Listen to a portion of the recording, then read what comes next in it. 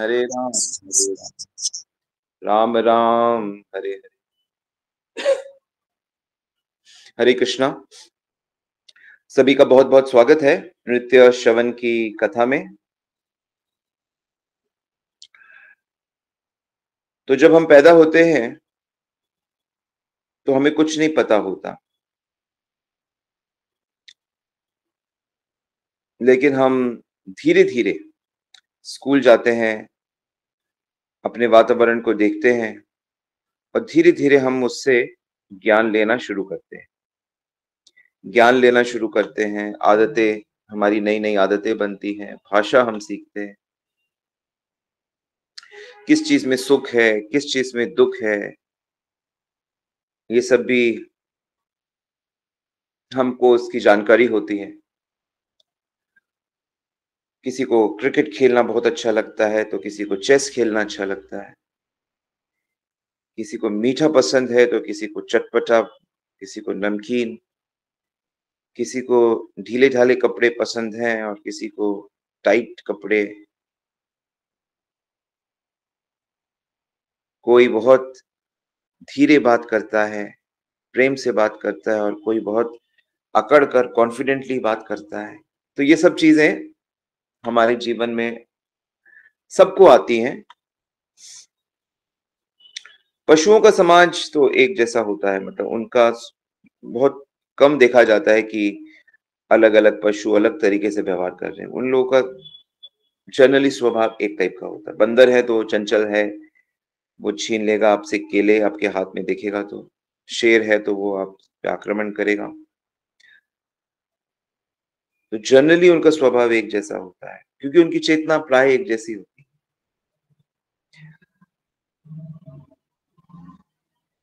तो मानव जीवन में भगवान ने विशेष बुद्धि दी है, पर इन विशेष बुद्धि में ना उसने एक विवेक भी दिया है। विवेक एक बहुत हायर काइंड ऑफ बुद्धि होती है, जिनमें ये जागृत होता है, वो फिर परम सुख और परम सत्य और परम आनंद को प्राप्त करने की चेष्टा करते हैं। ये एक बहुत विशेष बुद्धि है। ये विशेष बुद्धि स्कूलों में नहीं मिलती, ये किसी किताब में नहीं मिलती।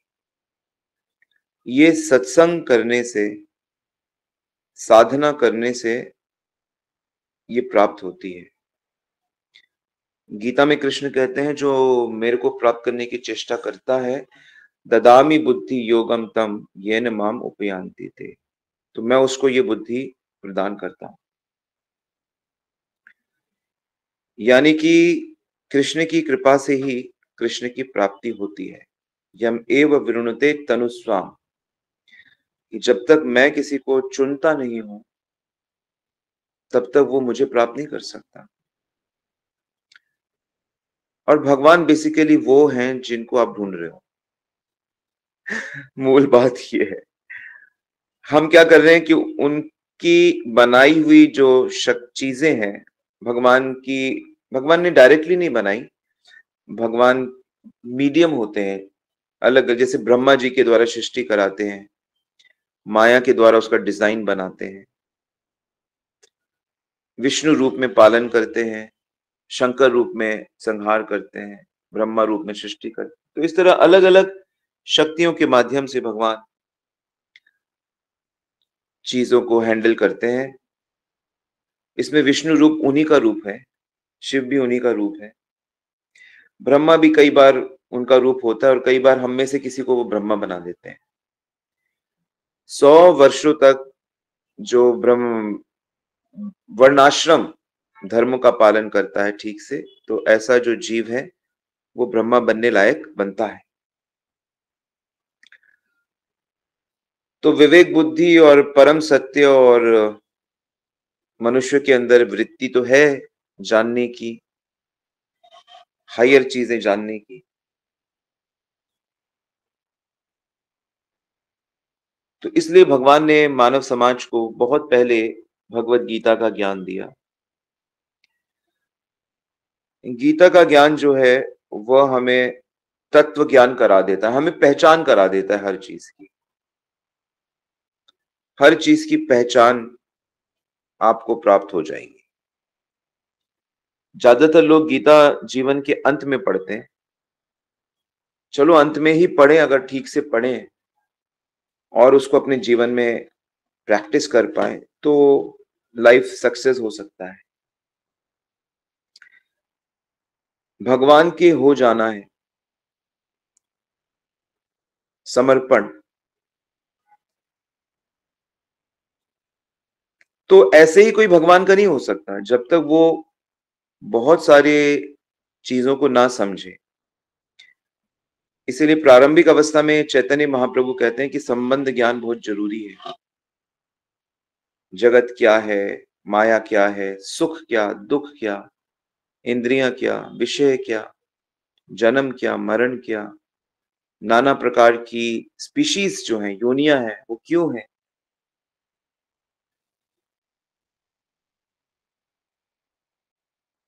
तो तीन जो सीक्रेट ज्ञान है उसमें पहला सीक्रेट ज्ञान तो ये है कि हम सब आत्मा है, हम आत्मा है। दूसरा सीक्रेट ज्ञान ये है कि ये जो आत्मा है ये श्री कृष्ण का अंश है। और तीसरा सीक्रेट ज्ञान यह है कि इस आत्मा को श्री कृष्ण से प्रेम करना है, सब कुछ उनके लिए कर। ये this is like the most secret knowledge of the world. सर्व गुह्य तमम इदम, भगवान कहते हैं मैं तुम्हें सबसे गुह्य चीज बताता हूं। सर्व धर्मान परित्यज्य माम एकम शरणम व्रज, तुम सब छोड़ के बस मेरे से कनेक्ट हो जाओ। योगस्थ कुरु कर्माणि संग त्यक्त्वा धनंजया, तुम इस भौतिक संगों को, चीजों को छोड़ के मन से योगस्थ कुरु, मेरे से कनेक्ट हो जाओ। मन मना भव मद भक्तो, अपने मन को मुझे समर्पित करके मेरे भक्त बन जाओ। तो गीता जो है उसमें सार बातों के साथ साथ भगवान ने हमें बहुत सारी इंस्ट्रक्शंस दी हुई हैं। और उसमें जैसे पहली इंस्ट्रक्शन तो हमें ये पता लगी कि हम सब आत्मा है ना। तो अब इस तथ्य को बार बार चिंतन मनन और डिस्कशन करना चाहिए। ये नहीं कि आप बस ऑनलाइन हो या कोई यूट्यूब में आप इसे सुनो या कभी कोई सत्संग आपके में गए वहां, नहीं नहीं, इसे आपको अपने घर में चर्चा करनी होगी। आपको इसमें अपने परिवार के साथ, दोस्तों के साथ, जो भी मतलब इस चीज में इंटरेस्ट ले रहे हैं, और इस प्रिंसिपल को आपने अपने लाइफ में स्थिर करना है कि मैं आत्मा हूं। श्रील प्रभुपाद एक बहुत सुंदर उदाहरण देते हैं कि जैसे ही मछली पानी के बाहर क्या सुखी रह सकती है? Can a fish enjoy a life outside water? मछली को पानी से बाहर निकालकर आप सारी संसार का ऐश्वर्य दे दो पर वो तड़पती रहेगी। Fish out of water. तो उसी प्रकार जो आत्माएं हैं उनका जो स्वाभाविक जीवन है, जैसे मछली का स्वाभाविक जीवन पानी के अंदर रहना है, पानी में रहना है, तो ऐसे ही आत्माओं का स्वाभाविक जीवन आध्यात्मिक है। उन्हें भगवान के साथ रहना है, उन्हें भगवान के साथ कनेक्ट होके रहना है, उन्हें भगवान के साथ प्रेममय व्यवहार में रहना है। और यही जीवन का वेद शास्त्र, हमारे सारे शास्त्रों का निचोड़ क्या है? ढाई आखर प्रेम का पढ़े सो पंडित होए। जिसको ढाई अक्षर समझ आ गए कि मुझे भगवान से प्रेम करना है, तो कोई कहेगा अरे भगवान तो दिख नहीं रहे। जो मदर टेरेसा कहती थी कि अरे भगवान की बात छोड़ो, जो दिख रहे हैं उनसे प्रेम करो। लेकिन मदर टेरेसा फिजिकल बॉडी से प्रेम की बात कर रही है, फिजिकल बॉडी के दुखों को हटाने की बात कर रही है। महान लेडी है, महान उनका काम है, लेकिन वो सिर्फ शरीर और शरीर का सुखी करके शरीर को क्या चाहिए? आहार, आराम, सेक्सुअल मतलब मैथुन और सुरक्षा, इंद्रिय तृप्ति चाहिए शरीर को। तो किसी भी व्यक्ति को अगर हम पढ़ाते हैं, लिखाते हैं, उसको पैसे कमाने लायक बनाते हैं, उसको धनवान बनाते हैं, उसको सदाचार सिखाते हैं, एटिकेट सिखाते हैं, लेकिन उससे वो तृप्त नहीं हो सकता। यूरोपियन कंट्रीज, अमेरिका या जो डेवलप कंट्रीज हैं, वो तृप्त हैं क्या वहां के लोग? वो तो और ज्यादा व्यसन में गिरते जाते हैं और फिर वहां से वो खोज शुरू करते हैं कि आखिर इसके बाद क्या है लाइफ। तो वो तरह तरह की चीजें, जो भी साधु इंडिया से जाता है या कहीं से जाता है, वो बस उसको फॉलो करने लगते हैं कि आखिर जाने तो क्या है। तो सारा जो सार है वो हमारे भगवत गीता में दिया हुआ है। लेकिन गीता सिर्फ पढ़ने से नहीं बात बनेगी। जो गीता फॉलो कर रहा है उसके अनुगत्य में गीता पढ़ी जाती है। गीता एक प्रैक्टिकल ज्ञान है। तो गीता कैसे समझी जाती है? भक्ति भाव से। भगवान ने अर्जुन को कहा, मैं तुम्हें ये रहस्य सिर्फ इसलिए बता रहा हूं, भक्तो सी में सखा चेती रहस्य में तो उत्तम, कि तुम मेरे भक्त हो अर्जुन, सखा हो, मेरे भक्त हो मेनली, इसलिए तुम्हें ये रहस्य बता रहा हूं। और जो मेरा भक्त नहीं है उसको मत बताओ ये सब। गीता के एंड में मना किया है, जो अश्रद्धालु हैं उनको मेरे बारे में मत बताओ, मुझे मानेंगे नहीं, मुझे 4 गाली और अलग से निकाल देंगे। तो अब देखो, भगवान एक बड़ी सुंदर बात हमको बताते हैं, जीने की एक कला वो हमको सिखाते हैं, और ये सब आप नोट करते चलिए, क्योंकि बहुत सी चीजें हैं जो आपको धीरे धीरे उसका रोड मैप बनाना होगा कि मूल मूल ये सिद्धांत मेरे जीवन में है। क्योंकि माया के कारण, अज्ञान के कारण, क्योंकि हमारा ज्ञान तो है नहीं, हमें शुरू में हमने कोई, अगर मान लो आप कोई मैथ्स की कोई कैलकुलेशन कर रहे हो और आपने शुरू शुरू में ही एक गलती कर दी, तो उसके बाद की कैलकुलेशन चाहे दिखने में कितनी ही सही हो, लेकिन उसमें एक बहुत बड़ी गलती उसके अंदर छुपी हुई है। वो क्या गलती है? कि शुरू में गलती कर दी। तो शुरू में गलती हमने ये कर दी कि ये हमें पता ही नहीं कि हम आत्मा है और आत्मा का सुख ही हमारा सुख है। हम शरीर मान लिए अपने को, और शरीर के सुख के पीछे हमने अपना पूरा जीवन लगा दिया। तो कोई कर्म करके मेहनत कर रहा है, कोई विकर्म करके मेहनत कर रहा है, कोई मानव सेवा करके कर्म, पुण्य कर्म कर रहा है, लेकिन सबने अपना जीवन सजाया है। हर जीव, सर्वाइवल जो सिद्धांत है डार्विन का, कि सर्वाइवल के लिए मनुष्य मेहनत करेगा, और हर मनुष्य कर रहा है। लेकिन अब इसमें कौन कौन से सिद्धांत है जो हमको अच्छे से फॉलो करने हैं? उसमें से पहला सिद्धांत है कि हमें अपने आप को आत्मा मान के जीना है। ठीक है? इस सिद्धांत को आप पक्का करिए। आप इसको अपने आप को कैसे समझाओगे? आप बार बार चिंतन करके, fish out of the water, ये एग्जाम्पल हेल्प करेगा आपकी। तो भगवान क्या कहते हैं कि देखो, आपको कैसे जीना है। मात्रा स्पर्शस्तु कौन्तेय शीतोष्ण सुख दुखदा आगामो अपाइनो नित्या कांत तिक्षव भारता। कि तुम्हारे शरीर में, तुम्हारे मन में इंद्रियां हैं। इंद्रियों को मात्रा बोलते हैं। भगवान ने क्या कहा? मात्रा स्पर्शस्तु कौन्तेय, कि हे अर्जुन, ये मात्राएं हैं। मात्रा, इंद्रिय को मात्रा इसलिए बोलते हैं क्योंकि जो इंद्रियां हैं वो सुख और दुख को मापती रहती हैं, मेजर करती रहती हैं। शरीर में आत्मा रहकर हमेशा वो इसी चीज को ढूंढती रहती है कि कौन सी इंद्रिय से मुझे सुख मिल रहा है और कितना सुख मिल रहा है, और कौन सी इंद्रिय से मुझे दुख मिल रहा है और कितनी मात्रा में मिल रहा है। तो इस प्रकार हर व्यक्ति का अनकॉन्शियसली ये चलता रहता है। यहां से सुख मिल रहा है, इस व्यक्ति से मिलकर सुख मिल रहा है, इस व्यक्ति से मिलकर दुख मिल रहा है, इस जगह पे जाके सुख मिल रहा है, इस जगह पे जाके सुख नहीं मिल रहा, ये काम करके, एक्सरसाइज करके सुख मिल रहा है, ये गेम खेलकर सुख मिल रहा है, इस कर करके बोरियत हो रही है, इसको सुख नहीं मिल रहा। तो ये कैलकुलेशन हर व्यक्ति की चलती रहती है। तो इंद्रियों के माध्यम से जो व्यक्ति सुख और दुख को मापता रहता है, उसका ध्यान उसको रहता है, तो ऐसे व्यक्ति को इंद्रिया राम कहते हैं शास्त्रों में। इंद्रिय रामो से उच्यते, इंद्रिय राम। लेकिन जो व्यक्ति ये जानता है कि मैं आत्मा हूं और आत्मा से कैसे मुझे सुख प्राप्त होगा, आत्मा का असली सुख श्री कृष्ण की सेवा करना है, श्री कृष्ण से प्रेम करना है। और आत्मा का असली दुख माया की, प्रकृति की सेवा करना है। तो जो व्यक्ति इस प्रकार से सुख लेने की कोशिश करता है श्री कृष्ण की सेवा करके, तो ऐसे व्यक्तियों को आत्मा राम कहते हैं। एक का नाम क्या हो गया? इंद्रिय राम, और एक का नाम हो गया आत्मा राम। तो हमें क्या बनना है? आत्मा राम बनना है। तो जो व्यक्ति जितनी अधिक मात्रा में श्री कृष्ण की सेवा में लगेगा, उतनी ही अधिक मात्रा में वो सुखी हो जाएगा।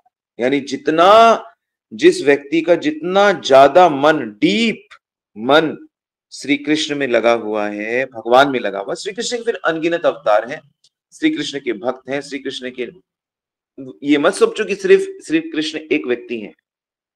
श्री कृष्ण में सारा ब्रह्मांड समाया हुआ है। देखा नहीं, माता यशोदा को मुंह खोलकर दिखा दिया था, अर्जुन को विश्व रूप दिखा दिया, चैतन्य महाप्रभु ने अपना विश्व रूप दिखा दिया। तो श्री कृष्ण में सारा संसार समाया हुआ है। तो आपको ये थोड़ा सा सिद्धांत समझ में आ जाएगा कि कब मैं श्री कृष्ण की सेवा कर रहा हूं, कब मैं माया की सेवा कर रहा हूं।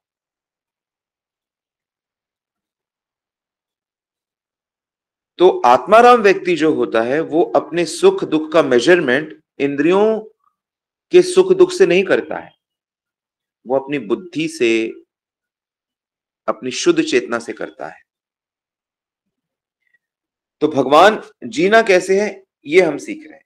भगवान का एक बहुत सुंदर प्रिंसिपल है जो आपको फॉलो करना चाहिए।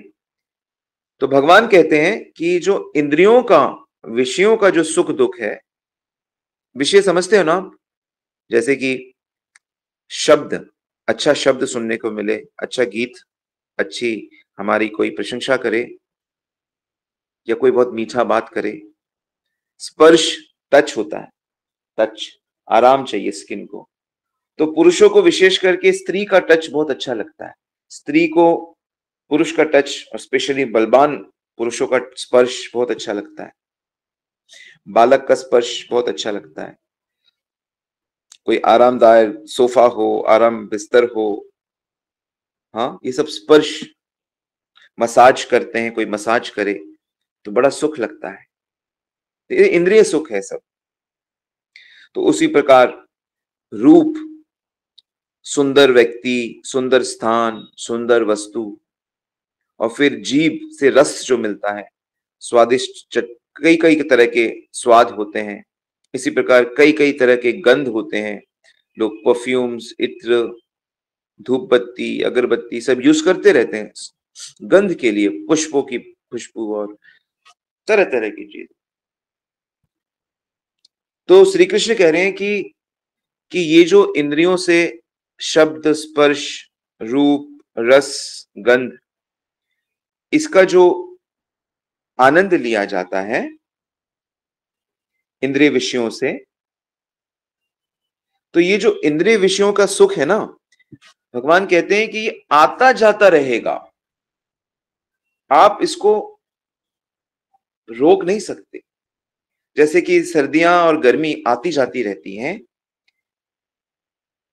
तो सर्दी गर्मी के आने जैसे जैसे हमें सुख दुख मिलता है, तो ऐसे ही श्री कृष्ण कह रहे हैं कि जैसे ये मौसम, सर्दी के बाद गर्मी आती है, गर्मी के बाद सर्दी आती है, उसी प्रकार जीवात्मा को इंद्रियों के विषय से कभी उसको सुख मिलता है, कभी उसको दुख मिलता है। सुख के बाद दुख आता है, दुख के बाद सुख आता है, और हर इंद्रिय के साथ यही होता है। तो अगर इसलिए लोग क्या करते हैं, वो इंद्रिय विषय को बदलते रहते हैं, क्योंकि थोड़े दिन में वो विषय दुख देने लगता है, फिर उन्होंने दूसरा विषय धारण किया, वो फिर दुख देने लगता है। जैसे कि मान लो कोई गीत है, तो कोई गीत आप मार्केट में आया और बहुत चलने लगा, सब लोग उस आनंद उठाने लगे, लेकिन थोड़े दिन में उसकी जो लोकप्रियता है वो कम होने लगती है, फिर वो अच्छा नहीं लगता, फिर धीरे धीरे लोग उसको सुन के परेशानी फील करेंगे। लेकिन ऐसा आध्यात्मिक गीतों में नहीं होता। जो भगवान का नाम है, विशेष करके जैसे हरे कृष्ण मंत्र है, जो इस कलयुग का युग धर्म है, उसमें ये बात नहीं है, क्योंकि हरे कृष्ण मंत्र स्पिरिचुअल वर्ल्ड से आया है। ये गोलोक वृंदावन में गाया जाता है, भगवान के भक्त इसको गाते हैं। तो अगर आप भगवान का नाम जप करते रहोगे तो आप बोर नहीं होंगे, आपको ये थकावट नहीं लगेगी। हमारे एक महाराज हैं, लोकनाथ स्वामी महाराज, कहते हैं अब तो मुझे 50 साल हो गए इसको गाते हुए, और मेरा आनंद बस बढ़ता ही जा रहा है। मैं कभी बोर नहीं हुआ हरे कृष्ण मंत्र को गाते हुए। लेकिन जो संसार की जितनी भी चीजें हैं, उनका ये नेचर है कि वो थोड़े ही समय में अपना असली स्वरूप प्रकट कर देती हैं कि हमें सुख नहीं है। तो इंद्रिय विषयों से सुख आता है, फिर चला जाता है, उसके बाद फिर दुख आता है, फिर चला जाता है। तो दुख भी चला जाता है, ये भी एक चीजें समझने की है। दुख भी यहां पर चला जाएगा, सुख भी यहां पर, मतलब विषयों की बात कर रहे हैं। तो इसलिए जिस व्यक्ति का फोकस इंद्रिय विषयों पर है, वो सेटिस्फाइड कभी नहीं हो सकता, चाहे उसको विश्व के सारे विषय मिल जाए। तो इंद्रिय विषय में और कृष्ण भक्ति के सुख में बहुत बड़ा अंतर होता है, बहुत बड़ा अंतर। क्या अंतर होता है कि इंद्रिय विषय के जो सुख होते हैं वो एक बूंद के बराबर है, और कृष्ण भक्ति का जो सुख है वो एक समुद्र के बराबर है। इंद्रिय विषय का जो सुख है वो बहुत तुच्छ है, बहुत कम है, और श्री कृष्ण भक्ति का जो सुख है वो अनलिमिटेड है। क्या है? अनलिमिटेड, समुद्र, खत्म नहीं होने वाला, इनफैक्ट सदा बढ़ता रहता है। आनंदाम बुद्धिवर्धनम प्रतिप्रदम पूर्णामृत स्वादनम। तो क्या करें? तो भगवान कहते हैं ताम तितिक्षव भारत, हे अर्जुन, जब भी इस प्रकार के सुख दुख आए सहन करो। तो भक्त क्या करता है?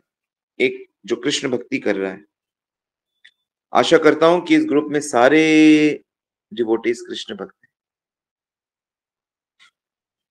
तो जो श्री कृष्ण का भक्त होता है, दुखेश्व उद्विग्ना मना सुखेश विगता स्प्रिया, कि वो दुखों में उद्विग्न नहीं होता और सुखों में उसका मन लालची नहीं होता। ऐसा क्यों होता है? क्यों दुखों में उसका मन दुखी नहीं होता? तो इसका उत्तर इस प्रकार है कि कष्टों को वो व्यक्ति भगवान की कृपा मानता है। वो जानता है कि मेरे पहले के पापों के कारण मुझे और ज्यादा कष्ट मिलना चाहिए था, लेकिन भगवान की कृपा से ये जरा सा मिला है। तो जो भी लाइफ में समस्याएं आती हैं, वो कष्टों को ये मानता है कि भगवान की कृपा से बहुत कम आया है। और सुखों में वो व्यक्ति लालची क्यों नहीं होता, लालायित क्यों नहीं होता? क्योंकि जब भी सुख की सिचुएशन आती है, हर चीज बड़ी अनुकूल हो जाती है, तो वो ये मानता है कि मैं तो इसके लायक हूं ही नहीं, इसलिए वो उसका जो श्रेय है वो भगवान को दे देता है। वो सोचता है कि भगवान की कृपा से ही ऐसी बढ़िया स्थिति बनी है, सुखद स्थिति बनी है, और भगवान की सेवा मैं इसमें और अच्छी से कर सकूं। तो कृष्ण कहते भी हैं कि यह प्राप्त्वा ना अधिको लाभो, कि इसको प्राप्त करने के बाद, मतलब कृष्ण भक्ति मेरे साथ संबंध स्थापित करने के बाद, वो इससे बड़ा कुछ और मानता ही नहीं। तो कृष्ण संबंध जब हो जाता है तो उससे बढ़िया और कुछ चीज है ही नहीं। तो इसलिए जो संसार के सुख और दुख की परिस्थितियां हैं, वो भक्त भगवान पे डालकर आगे बढ़ता रहता है। प्रहलाद महाराज तो कहते हैं, सुखम इंद्रियकम दैत्यम देह योगिनाम देहिनाम सर्वत्र लभ्यते दैवात यथा दुखम अयत्नः। कि भाई इंद्रिय विषय तो कर्मों के फल हैं, वो तो भाई मिलते ही रहेंगे। जैसे दुख अपने आप आ जाते हैं, ऐसे इंद्रिय विषय के सुख भी अपने आप ही आ जाते हैं सर्वत्र। ये सिद्धांत है, इसको लिख लो। भौतिक परिस्थितियां कर्मों के फल के प्रभाव से अपने आप आती रहती है। तो मनुष्य जीवन में हमारा एकमात्र कर्तव्य क्या होना चाहिए कि भगवान के साथ जो हमारा ये रिलेशनशिप है, भगवान के साथ जो हमारा रिलेशनशिप है, हमें इसे स्टैब्लिश करना है। तब हम ऐसे बन जाएंगे कि जो भी दुख की परिस्थिति आई, ओ मुझे ज्यादा मिलना चाहिए था, लेकिन भगवान ने उसे रंच मात्र कर दिया। जो होवे सूली सजा, कांटे ही टर जाए, कांटा जैसे लग गया। और जब बड़ी अच्छी पोजीशन आ जाए, स्थिति आ जाए, ये भगवान की कृपा से, अब मैं भगवान की अच्छे से सेवा करूंगा। तो भौतिक शरीर हमने धारण किया है, तो हमारी सिचुएशन हमेशा चेंज होती रहेगी। उन चेंज सिचुएशन को सहना है और कृष्ण के साथ अपने जो नित्य रिलेशनशिप है उसे स्टैब्लिश करना है। तो जैसे ही वो भगवत प्रेम हो जाएगा, रिलेशन बन गया, प्रेम हो जाएगा, सो आप भगवत धाम भगवान के साथ रहने लायक बन जाओगे। आप जिनकी कहानियां रामायण और भागवत में सुनते हो, भगवान के जो पार्षद बन जाओगे। हम भगवान की फैमिली के पार्ट बन जाएंगे। We will go back to the spiritual world. यद ज्ञात्वा न निवर्तन्ते तद धामम परमम। भगवान कहते फिर मेरे पास आने के बाद कोई वापस नहीं जाता। फिर क्यों जाएगा? एक अच्छे घर और एक अच्छे सोसाइटी में जब आपको स्थान मिल गया, तो फिर आप गटर में या झुग्गी में थोड़ी जाओगे। हाँ, जा सकते हो, उद्धार करने के लिए जा सकते हो, कल्याण करने के लिए, ट्रीटमेंट के लिए डॉक्टर्स जाते हैं, वर्कर्स जाते हैं, ज्ञान देने के लिए साधु लोग, हम लोग भी, हमको भी जाना पड़ता है, साधु लोग जाते हैं, सब उनके लिए तो सब नर्क में भी जाना पड़ता है। नर्क में भी नारद जी जाते हैं सब, वो एक डिफरेंट चीज है। बट क्योंकि वो दिव्य स्थिति में रहते हैं हमेशा, तो चाहे कोई झुग्गी में रहे, चाहे कोई महलों में रहे, यदि कृष्ण भक्ति कर लेगा तो वो अंदर से स्पिरिचुअल वर्ल्ड में आ जाए। तो इसलिए आज से ये लाइफ में सिद्धांत बना लीजिए कि मुझे जो भी सिचुएशन मेरी फिजिकल है, इंद्रिय विषय, एक तो विषयों के पीछे भागना नहीं है, क्योंकि वो अपने आप आते जाते रहेंगे। अपने कर्तव्य करते रहो, ड्यूटीज को करते रहो, मेहनत करते रहो और भजन करते रहो। एवरीडे चैंटिंग करते रहो, एवरीडे भगवान के दर्शन करो, उनकी सेवा करो, उनका प्रसाद ग्रहण करो, उनके बारे में पढ़ो, कीर्तन करो। तो इस प्रकार जो भक्ति के अंग हैं, भक्ति के 64 अंग हैं, भक्ति के नवदा भक्ति है, 9 अंग हैं, भक्ति के 5 अंग हैं। तो भक्तों का संग करना, जैसे डिवोटीज का संग करना, भगवान के बारे में सुनना, ये सब भक्ति के अंग हैं, साधन भक्ति के अंग हैं। और बिना भक्तों के एसोसिएशन में, जब तक आप भगवान के भक्त के संग में नहीं आओगे, तो ये भक्ति आपके पास आ नहीं सकती। एक भी ऐसा एग्जाम्पल हमको इतिहास में, शास्त्रों में नहीं मिलता है कि किसी व्यक्ति को बैठे बैठे भक्ति आ जाए। वैराग्य आ सकता है, लेकिन भक्तों के संग से भक्ति आती है, ज्ञान आता है, भक्ति देवी की कृपा आती है। और जितना भक्तों के साथ हम लोग सेवा भाव से रहते हैं, उतना हम भक्ति में उन्नति करते हैं, चेतना में उन्नति करते हैं। ठीक है।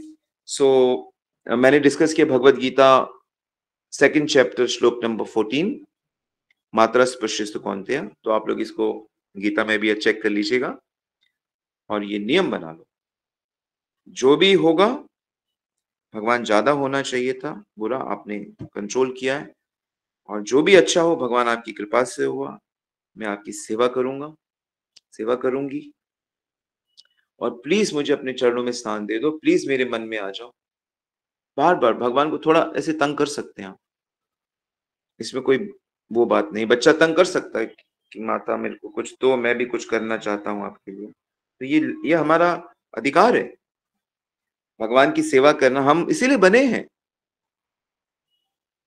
तो हम अब इतने लायक नहीं है कि हम सेवा, हम गड़बड़, बच्चे तुम तोड़ दोगे ग्लास मत बच्चा भी लायक नहीं है तो वो शायद सेवा ठीक से ना कर पाए, लेकिन हम लायक बनना चाहते हैं।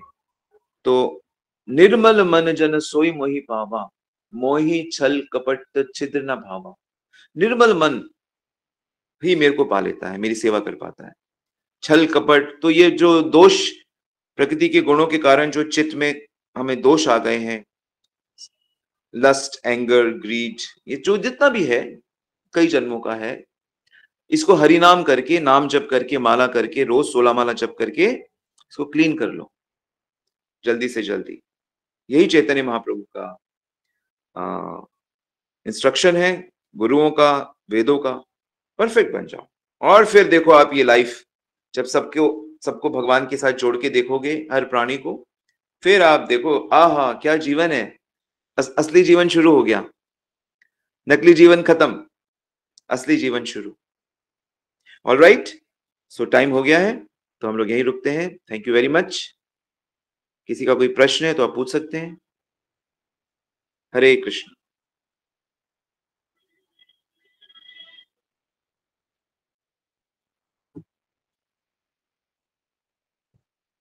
हरे कृष्णा प्रभु जी। स्वामी जी दंडवत प्रणाम। मेरे को आज एक बात पूछनी है आपसे। जी। स्वामी जी, मैं अकेली रहती हूँ और मैं मंदिर जाती हूँ। अकेली नहीं हो आप? हाँ, वो तो मेरे मेरे साथ है मेरे मेरे मेरे को पति। मेरे को ये हाँ स्टेटमेंट बिल्कुल पसंद नहीं। हाँ, नहीं नहीं सॉरी, मैं मतलब फिजिकली जो है मैं घर में रहती हूँ ना, तो मेरा बेटा आ जाता है मेरे पास कभी कभी, और वो मुझे आके बार बार कहता है मंदिर क्यों जा रही हो, प्रसाद नहीं बांटना चाहिए, अमीरों की बराबरी नहीं करनी चाहिए, ये नहीं करना चाहिए, हम इतने परेशान हैं। तो आज आपने एक बहुत बड़ी बात कही है, हर आदमी को अपना कर्म है। तो अब जब से मैं कृष्ण भक्ति में आई हूँ, तब से मैं इन चीजों से बहुत काफी आगे आ चुकी हूँ। मैं यही कहती हूँ उनको कि भाई तुम हरे कृष्ण का जाप करो, तुम्हारे तुम्हारे कष्ट दूर होंगे। लेकिन ये बहुत वो सुंदर। मुझे कई बार बड़ा परेशान करते हैं कि मंदिर में आप जाके प्रसाद मत बांटो। देखो मैं इस लायक हुई हूँ, तभी तो मैं मंदिर में प्रसाद बांटूंगी। जी जी। जब मैं लायक ही नहीं होंगी तो मैं कहाँ से बांट दूंगी प्रसाद। और आजकल आप नवरात्रे हैं, अपने मुझे हाथों इस से अपने बेटे को ना, अपने हाँ हाथों से जी, प्रसाद खिलाओ। कहना बेटा तू मेरे हाथ से हाँ खा, जी। वो भक्त बन जाएगा, चिंता मत करो। कब बनेगा? मेरे को तो इतने दिन हो गए उसको क्या, और देखते हैं कि प्रसाद हमारी माँ खिलाया आपने अपने हाथ से? नहीं अब प्रसाद तो नहीं खिलाया, ये तो मैं झूठ खिलाओ नहीं बोलूंगी। खिलाओ खिलाओ, ठीक उल्टा है। ये कहता है मंदिर से प्रसाद भी मत लाया करो, मंदिर का बोझ चढ़ता है।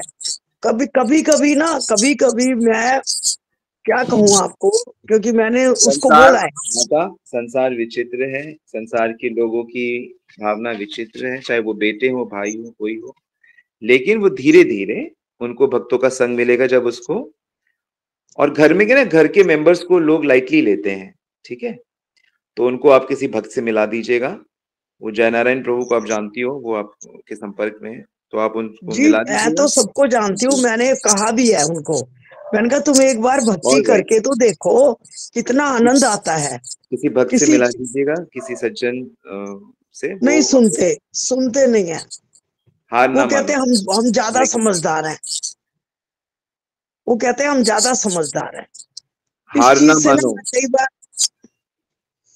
मैं कई बार खिन्न हो जाती हूँ, लेकिन फिर हार मैं ना अपने मा पॉइंट से आ जाती हूँ अपने वापस। ठीक है, हार ना मानो, हार ना मानो। हरि बोल। हरी नहीं, प्रसाद मंदिर में बांटना क्या गलत बात है? नहीं, केस बिल्कुल गलत नहीं। आपने अभी बोला कि दुख मिलते हैं तो ये कहो ये तो बहुत थोड़े हैं, कि मेरे को ज्यादा मिलने चाहिए थे इसलिए थोड़े ही दिए, सूली से कांटा हो गया। हम उनको कहते हैं भाई तुम्हारे साथ जो समस्या आई है वो भगवान ही काटेगा तुम्हारी समस्या, जी बंदा जी, नहीं चली काट जाएगी, सकता। चली जाएगी समस्या, चली जाएगी थोड़े दिन। यहाँ कुछ परमानेंट नहीं है। ये बात भी है। अब देखो, एक बस औरत, बस माता जी, बस बस, आज के लिए काफी है। फिर ठीक है, पूछिएगा, दूसरे ठीक लोग है। पूछ सकते हैं जी।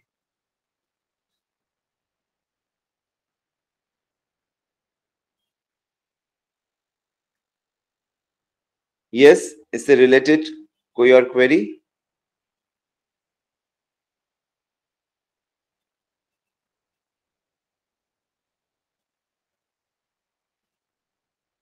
हरे कृष्णा प्रभु जी, स्वामी जी दंडवत प्रणाम।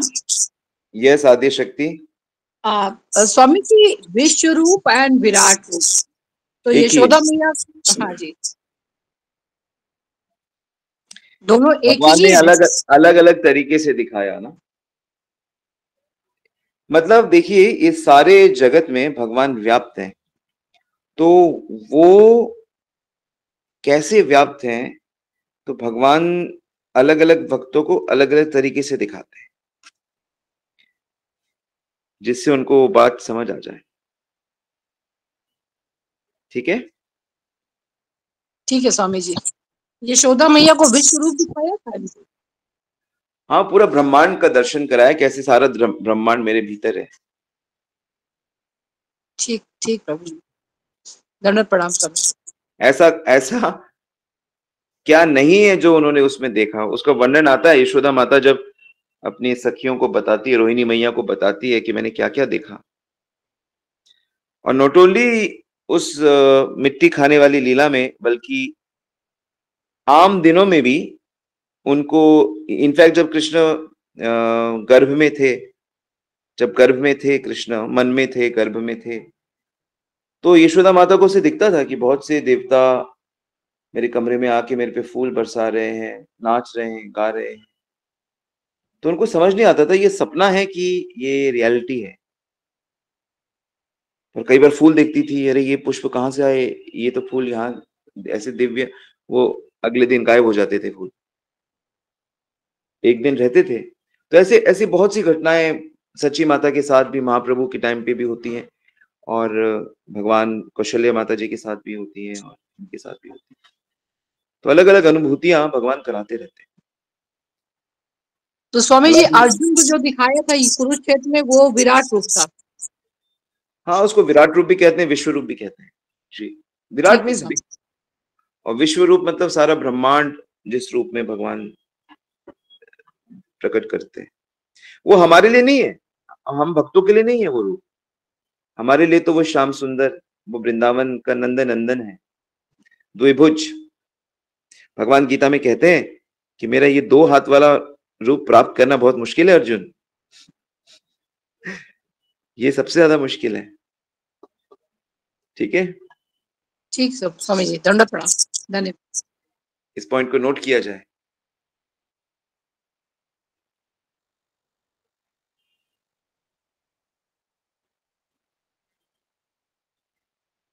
कोई और प्रश्न? ऑलराइट, तो हम लोग यही रुकते हैं आज। वांछा कल्पितरुभ्यश्च कृपा सिंधुभ्येव च पतितनां पावनेभ्यो वैष्णवेभ्यो नमो नमः। अनंत कोटि वैष्णववृंद की जय। जगत गुरु श्रील प्रभुपाद की जय। गुरु प्रेमानंदी हरि हरि।